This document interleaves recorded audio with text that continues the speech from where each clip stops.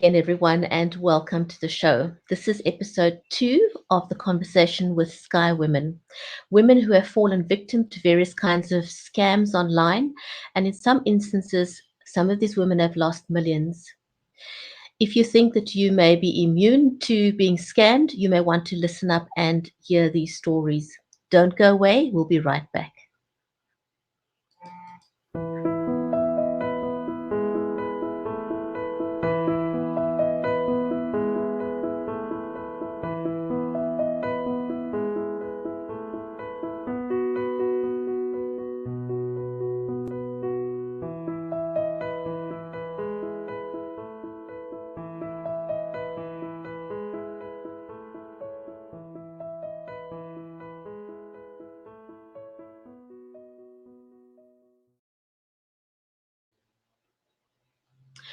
And welcome back. I'm your host, Brigitte Limbanda.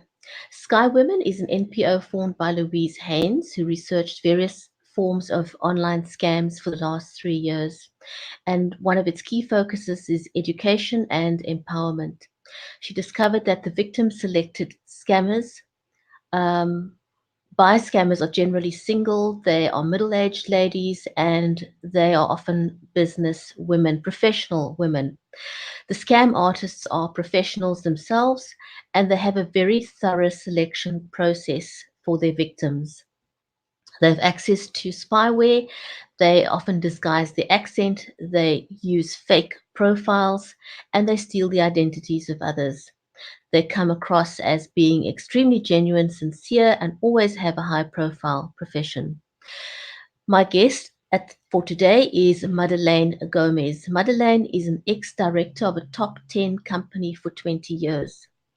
She's an executive business and mindset coach and a doctor in metaphysical science, as well as a public speaker of creating a mindset for the future. Madelaine is passionate about assisting people at all levels with their self-development process to create success in their personal and business lives, to eliminate the potential repeat cycles of struggle, poverty, illness, and relationship problems. She works closely with leaders to create an individual relationship leadership brand that serves their desired outcomes. So let me welcome on screen and introduce you to Madelaine Gomes. Madelaine, welcome to the show. Thank you very much, Brigitte. Good to have you. So, Madelaine, you have been a victim of cyber crime. Can you tell us about it? What happened? How did it happen? I've been a victim of actual criminal, how can I say, it's an organized syndicate that targets businesses, and I became a victim of that. It's a little bit different from the life syndicate, where mine is real people around us. What happened to me is I had a very successful business in Natal, supplying transport or truck drivers to transport companies, doing their full HR function for them and managing their staff for them for 20 years successfully. I got aware of that there was something wrong with one of the managers that worked for me for about a year, but I couldn't actually place my finger on it. And it eventually turned out that he was on the payroll already for that year, ciphering information out of my company. To cut a long story short, it was a 2-year fight, legal battle with them, because when life was just looking after me, I believe. He was caught for drunken driving, my manager, and I had to dismiss him. And with this dismissal, the washing actually came out, because all of a sudden they lost the person that they paid for information in my company, number one, and now they're not sure what's going to happen to them because there's no information to them anymore. And he wasn't sure how much I know, don't know. What I didn't know at that stage is it went on for a year already, maybe longer. What I also didn't know, it was organized by a man that I met 10 years before that time in a romantic relationship. I wasn't very happy with him. Over a period of 2 to 3 years, he on numerous times tried to infiltrate my business and take it away from me until I broke off with him in total. It was organized by him. He was part of an organized crime syndicate in South Africa. And that's how they planned it. So they were a bit more target orientated in the sense of they built a house across the road from me where I lived so that they could have my movements in their eye all the time. They stayed very close to me without me knowing. Only afterwards, when we went through what happened and what I've been through, did we realize that I was actually watched easily a year before the time, if not longer, to catch up with my movements. They join the same social groups. They join the same networking groups in business. Everything I did was basically copied so that they could really know and understand my life. I was targeted via my cell phone. My cell phone was tapped. I could even hear them in the background. So it was done so openly. My emails were basically hacked in, and they sent viruses. I paid my salaries on a Thursday, and which was crucial. And we couldn't actually pay late, or we could not pay, because these people worked the whole week and they got paid weekly. And it was the crux of my business, is to pay the people on time, my employees. And they would send a virus on a Thursday morning to my computers, and it would wipe everything out. Luckily, we made backups and we were aware of what they were doing. But as we investigated them and as they followed me on the road, and I took registration numbers down and we started to investigate this group, we could put the group together and go into the crux of it. And there's a lot of detail involved in it. The man that was behind it was in the life insurance companies first. He was a life insurer, selling life insurance. And he tried a couple of times for my staff to buy life insurance from him, even promising me a cut for every person who died on this payroll. And I refused, and I had meetings with my staff and said, please don't do it, because we've got bargaining council and I've got life insurance included there already, and it just doesn't sound right to me. So there were a couple of times that he tried to home in that way, and we could put all of these legs together and build up the information on the group.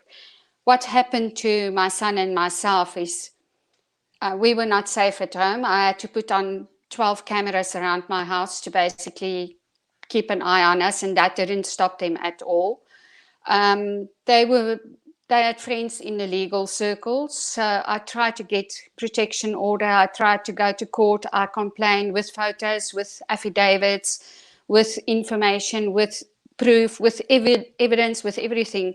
Didn't work. By the time I got to court, I either got to my lawyers. My lawyers, I could see in front of me, they were not even on my side anymore. They didn't fight for me.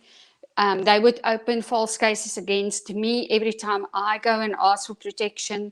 It got so bad that my case was postponed for 12 times in court, my main case against them. And in the meantime, they made false cases against me. So it was just money running out into legal fees all the time. Never mind the psychological effect it had on me. And eventually, I just got a message from somebody to say they're going to grab my child for a ransom. And that's when I decided I cannot live like that. Nothing's worth, my child's everything to me.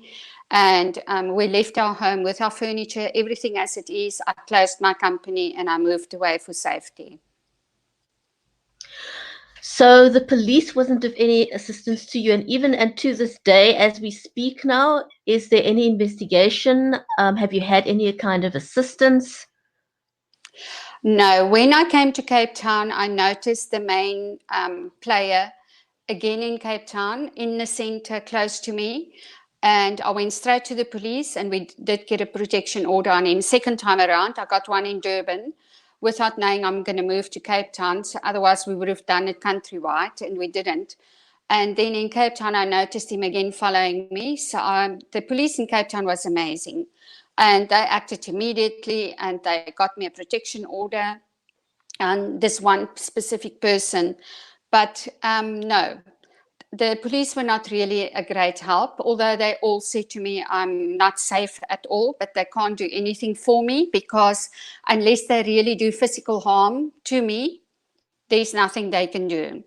They warned me and they said they're aware of the group, they are dangerous, but there's nothing they can do. Until they literally physically harm me, there's nothing they can do.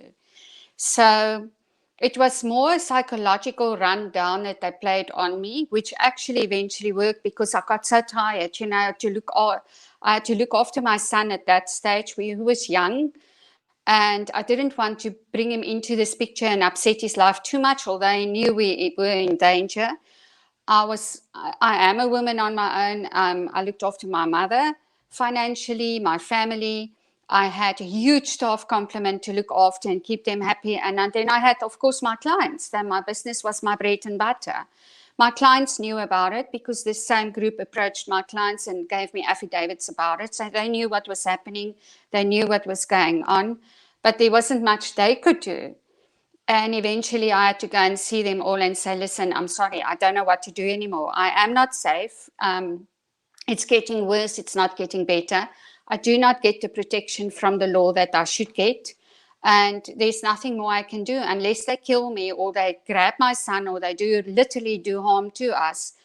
Nobody wants to believe me. So there's nothing more I can do. And I can't find the right legal team that's not being, I don't know what they say behind my back or what they said and discussed or whether money change hands. I don't know.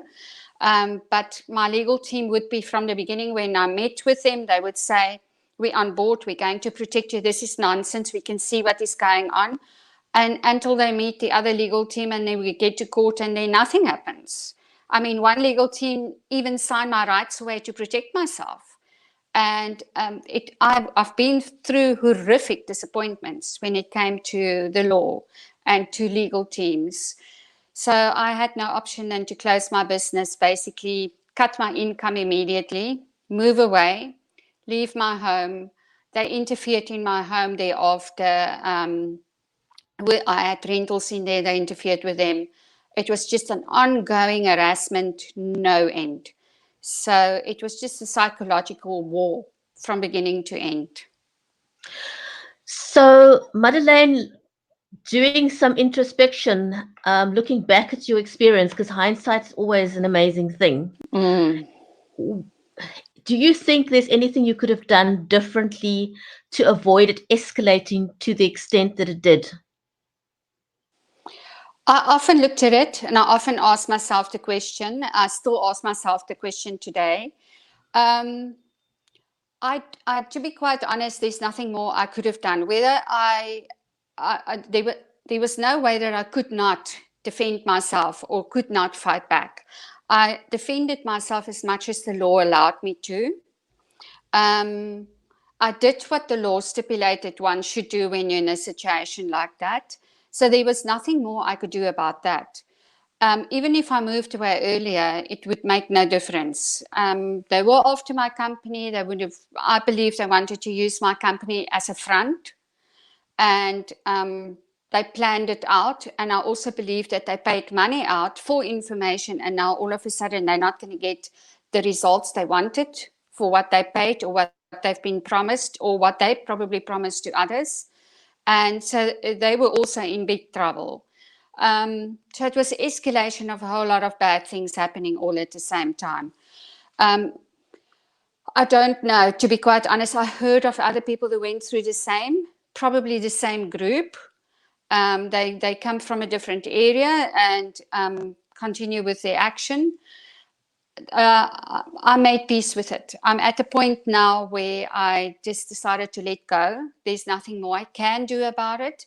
What happened, happened. It took me 4 years literally to get through the emotions of bitterness, of hatred, of questioning God. And I really went through the dark night of my soul, questioning everything in my life, everything that's got purpose or that I thought had purpose, All of a sudden I lost it all and I thought, what happened here?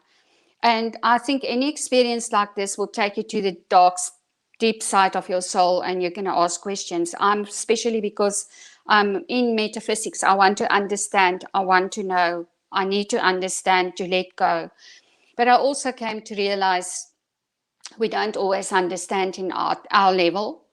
I'm totally at peace where I'm at the moment. I am not the same person anymore. I am a much deeper, wiser person. I'm very much aware of what's going on around me. I was a bit naive at that stage and naive about people. And I had a very narrow focus, and that is basically to build a successful business and live my life. I had a very private life. And so there's a lot of good that came out of it for me at the end. It took me 4 years to see that and to make the transition from bitterness and hate and blaming myself. That's actually the biggest thing I think we all do when we go through a bad experience like this, is you keep on asking yourself, what did you do wrong? What should you have done differently? Should you not have spoken to different people or other people, not trusted these, you keep on blaming yourself. And then I met the most amazing person in a coffee shop one day. We started to talk, and he's doing hypnotherapy and he's a public speaker. And we were talking about my experience and what I experienced and all the losses that I had and how difficult it was for me at this stage, basically, to rebuild my life from literally nothing. And I said, and he asked me, and he said to me, when you think back, what is the biggest emotion that comes up in you when you think about your experience? How do you feel about it? And I said, I just feel like I let myself down. I've always been such a strong person. I come from a background where, from a young age, I had to survive and I had to look after other people and take care of others much older than me. So I was such a strong person, and I was so in charge of me and my life. And I feel I let myself down by making the decision to leave my home and just to literally run away. And he looked at me and he said to me that day, he said, Madelaine, when you look at the story that you're telling me, I see it as being courageous. Not many people will have the courage to leave their wealth behind and move on a road to nothing, not knowing what's waiting for you, not knowing where you're going, not knowing whether you're going to succeed or not, and you leave a mansion behind, you leave everything of the best behind, and you just hope and pray to God you get to the other side and you're safe and you start from scratch again. And that day, it changed the whole story for me. It changed me in the story as well, because I've gone through quite a bit with this whole experience. Haven't slept for 2 years, one night properly, because they still jumped my fence. They tried everything and did everything to get me out of my home. The intimidation was at the next level. And he changed my whole view about me. And I realized if I want to use this story or put it to good use in my life and move on, I have to forgive myself for where I think I made the wrong decisions.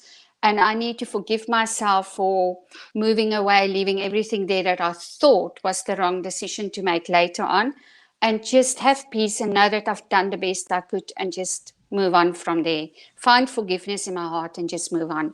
And that's literally what I've been doing. Not an easy path, but I'm there. Madelaine, if people would like to reach out to you, how can they connect with you? They can connect on info@madelainegomes.co.za. And would you make yourself available for public speaking events to assist to empower other women who have been scammed? I would love to. I do public speaking. I do speak on the mindset, because I believe not to focus on the topic or what happened to us, but try the change starts with your mindset. If you can get into your mindset and you can actually change that and bring that forward in new habits and new thinking, you can literally change your life from there. So for women who's gone through that, I understand the pain, I understand the self-blame, I understand the losses. You lose your whole life, you lose family members, you lose friends. I lost friends. I had a lot of friends. I was very well known, and people hang on to me for fame. I lost all of them when I needed support. I only had one friend left, and she's got the heart of gold, doesn't own anything in life. And she supported me and my mum to the end. So you lose your friends because it's not comfortable for them anymore. And in my case, when they park on my driveway, they got harassed thereafter. So I eventually preferred the friends not to come to me so that they don't get harassed, so that they can stay safe. So the people, this syndicate isolated me literally. So I understand the isolation and I understand the hurt and disappointment. But the only way you can get through it literally is look at the blessings that came out of a situation. It doesn't matter how bad, there's always a blessing in there for you. And also change the mindset, not to focus on the negative, not to focus on what happened, but focus where you want to go from here on. Because I believe if we don't do that, and that's what happened to me, is I got caught up in a time warp where all I could do is focus on the story, and all I could do is focus more on it and focus more on it. It isolated me more from other people because I didn't want to be with other people.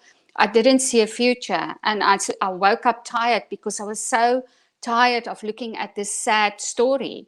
And only when I went into my mindset and changed my mindset did my life started to change.